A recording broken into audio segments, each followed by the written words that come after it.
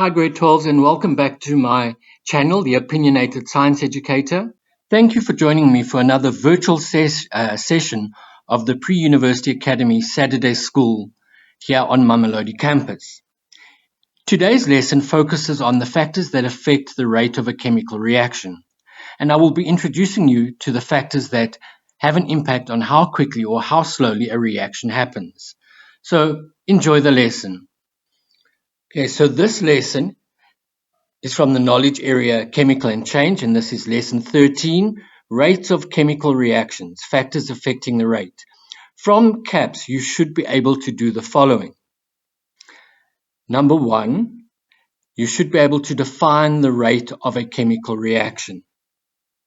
Number 2, list and describe how various factors affect the rate of a chemical reaction and explain at a particulate level how each of these factors affect the rate of a reaction.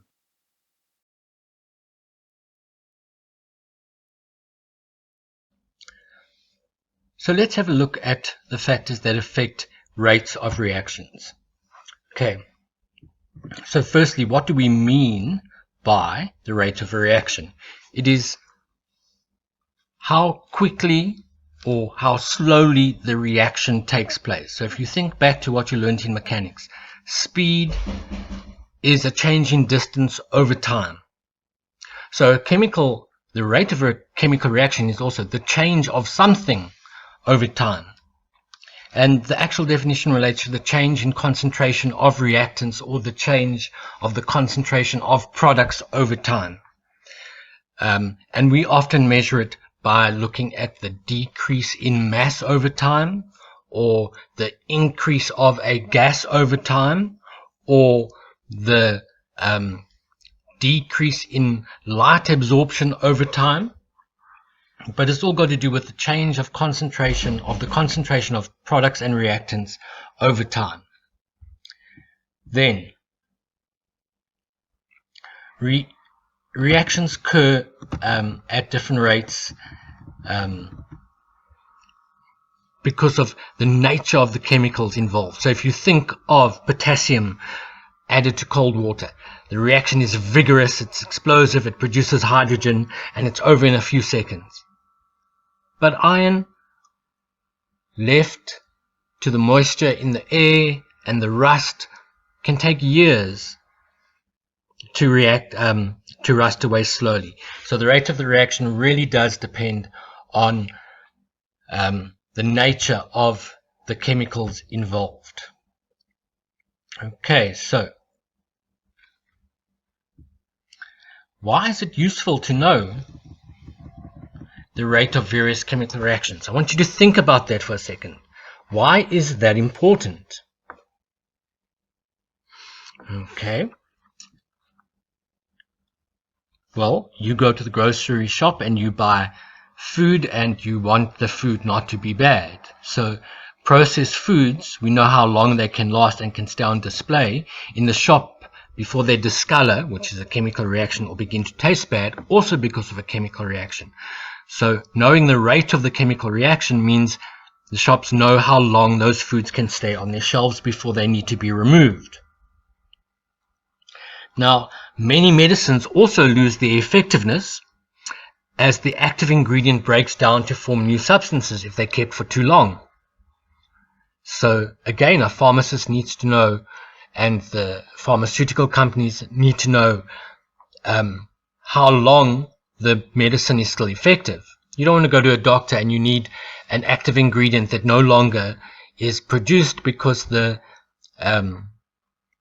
chemicals in the medicine that you've been given broke down a long time ago and the effective ingredient is not even there anymore. Now this is one of my favorites. When you visit the dentist, the speed at which fillings get hard is due to the chemical reaction rate, and this affects how the dentist works. Okay, he needs to know how long he has to work before that filling gets hard. Hairdressers use hydrogen peroxide to bleach hair, and they need to know the rate of the reaction to get the color right. If they don't, you go there, you are expecting to come out with this blonde hair and instead it's this bright red because the hairdresser didn't know the rate at which the hydrogen peroxide reacted to get the color that you needed. Okay, so that is why it is important for us to have some understanding about the rate of chemical reactions. Okay, so let's look at the factors that actually affect reaction rates.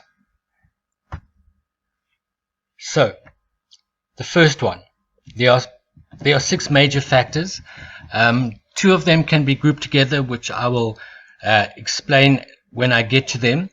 So, there are basically 5 factors that affect the rate of a reaction.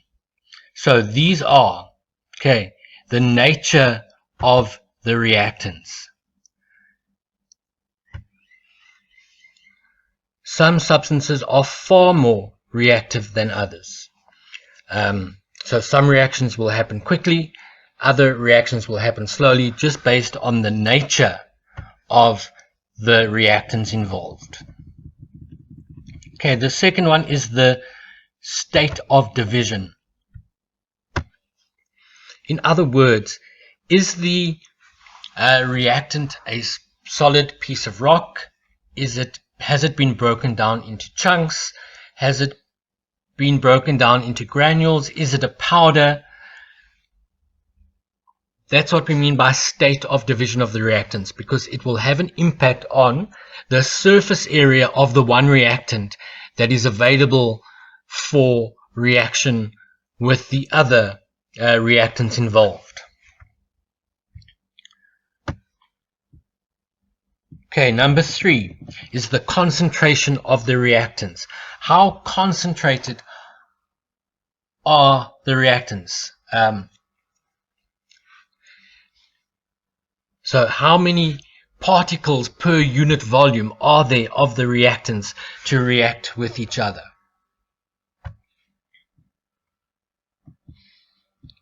Okay, number 4, the pressure of a gaseous reactant. Remember I said there were 2 that we could kind of lump together. When you increase the pressure for gaseous reactants, what you're actually doing is you are decreasing the volume. If you think back to what you did in the gas laws, when you increase the pressure, you decrease the volume. By decreasing the volume, the particles are in a smaller space to react. So when you change the volume, you're actually increasing the concentration. So that's why I said these 2, concentration, when you think about pressure with gases, you are increasing the concentration. So concentration of reactants is another factor that will affect the rate of the chemical reaction. Okay, so as we move to the next one. Okay, the temperature at which the reaction happens. So temperature will have an impact on the rate of a chemical reaction. And the 6th one, or the 5th one, if we group those 2 together, is the presence of a catalyst. Now, a catalyst is a substance that will speed up the rate of the reaction, and it does so by creating another reaction path that happens more quickly. So those are the factors that affect the rate of a reaction: the nature or structure of the reactants, the state of division of reactants, which is linked to the surface area, the concentration of the reactants, and with gases, if we increase the pressure, and that happens because we are changing the concentration of the reactants, then the temperature at which the reaction is carried out, and finally the presence of a catalyst. Those are the factors that will affect the rate of a reaction. Before we move on, please do the following activity.